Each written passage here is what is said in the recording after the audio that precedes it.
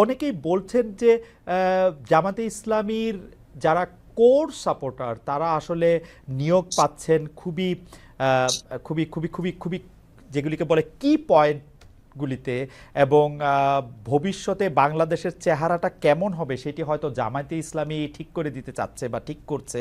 আপনার কাছেও কি সেরকম মনে হয় যে আপনারা একটা বড় ছক খাচ্ছেন, যেই ছকের মধ্যে আসলে বাংলাদেশের সাহিত্য, সংস্কৃতি, শিল্প, রাজনীতি এটি বা অর্থনৈতিক কাঠামোটিও একটি রূপ পায় এবং সেটি জামায়াতের মতো করে একটি ছক কি? না, আমি আমি এইভাবে দেখছি না। বরঞ্চ আমি দেখছি যে জনগণ হিসাবে যেই কম্পিটেন্ট হোক তার আসল জায়গায় যাওয়া উচিত।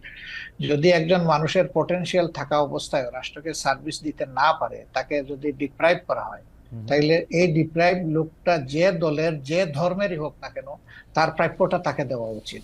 এতে দুটো লাভ, সে তার প্রাপ্য পেল, আর রাষ্ট্র একজন কোয়ালিটি মানুষের সার্ভিস পেল।